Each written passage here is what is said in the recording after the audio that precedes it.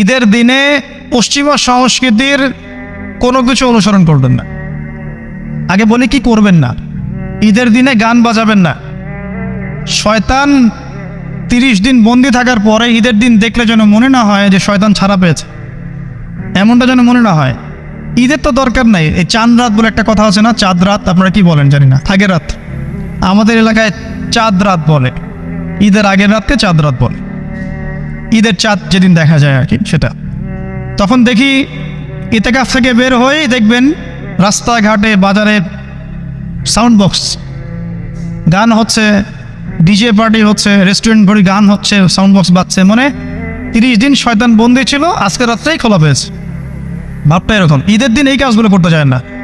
আতশবাজি করবেন না, এই পটকা টটকা ফোটাবেন না। বাচ্চারা, ছোটোখাটো বাচ্চারা একটু মজা করতে চায়, সেটা আলাদা বিষয়, কিন্তু এগুলোকে ট্রেডিশন বানাবেন না।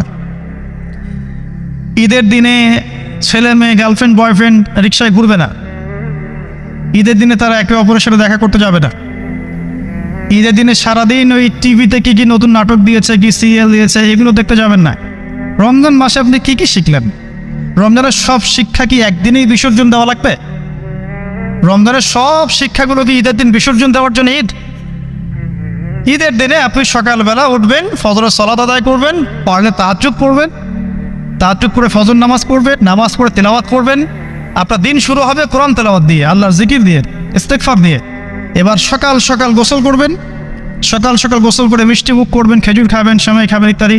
নতুন কাপড় পরবেন, আপনার সামর্থ্য অনুযায়ী সেরা কাপড়টা পরবেন, আতর খুশবু ব্যবহার করবেন, সুন্দর করে গোসল করবেন।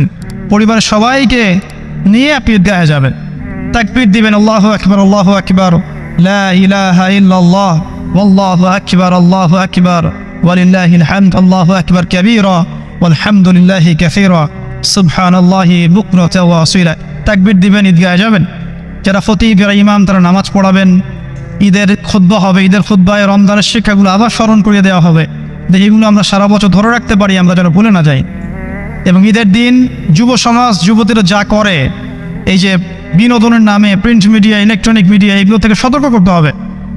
ঈদের দিনে boyfriend girlfriend tradition, free mixing, ঈদের দিনে বেলাল্লাফোনা, মিউজিক করা, কনসার্ট করা, হাবিজাবি, সব কিছু থেকে ওরা যেন দূরে থেকে ইসলামী সংস্কৃতি নিয়ে পরিবারকে সময় দেয়, নামাজ পড়ে, ঈদের দিন কোরআন তেলাওয়াত করে, বাসায় গিয়ে নফল নামাজ পড়ে, আবার জোহরের নামাজ জামাতে পড়ে। ঈদের দিন ঈদের নামাজ করেছে, জোহরের নামাজে নাই, নেমে যেন না হয়। জোহর জামাতে পড়ে, আসর মাগরিব এসে জামাতে পড়ে, আত্মীয়দের বাসায় বেড়াতে যাবে, খোঁজ খবর নেবে। অসহায় যারা ঈদ করতে পারছে না, ওদেরকে সাদাকাতুল ফিতর দিবে, হাদিয়া তোহফা দিবে। অনেক কাজ আমাদের।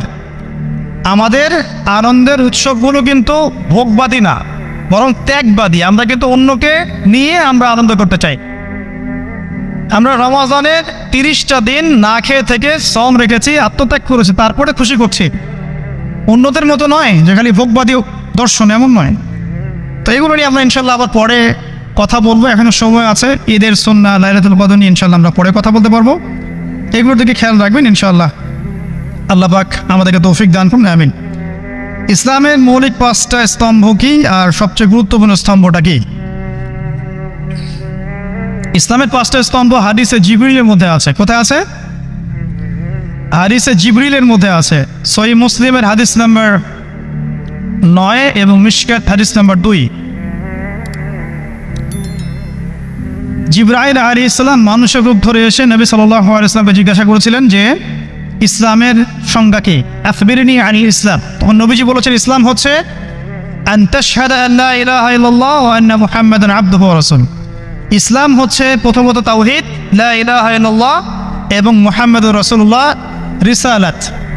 এরপরে ওয়া আন তুকিমাস সালাত, তুমি সালাত কায়েম করবে, ওয়া আন তুতিয়াজ যাকাত, যাকাত প্রদান করবে, ওয়া তাসুমা রমাদান, রমজানের সওম রাখবে, ওয়া তাহুজ্জাল বাইত ইন ইসতাতা'তা ইলাইহি সাবিলা, আর তুমি রমাদান মাসে, আর তুমি সামর্থ্য হলে হজ করবে, সামর্থ্য হলে হজ করবে। এই 5টা হচ্ছে ইসলামের পিলার। আমার সাথে বলেন, 1 নম্বর কি? তাওহীদ। 1 নম্বর কি? তাওহীদ, লা ইলাহা ইল্লাল্লাহ মুহাম্মাদুর রাসূলুল্লাহ। 2 নম্বর সালাত কায়েম করা। 3 নম্বর যাকাত প্রদান করা। 4 নম্বর রমাদান মাসে সওম। 5 হচ্ছে সামর্থ্য হলে হজ করা। এর মধ্যে সবচেয়ে গুরুত্বপূর্ণ হচ্ছে তাওহীদ। তাওহীদ নাই তো কিছুই নাই, তাওহীদ নাই কিছুই নাই। লা ইলাহা ইল্লাল্লাহ মানে সব কিছু আল্লাহ থেকে হয়, আল্লাহ ছাড়া কিছুই নাই।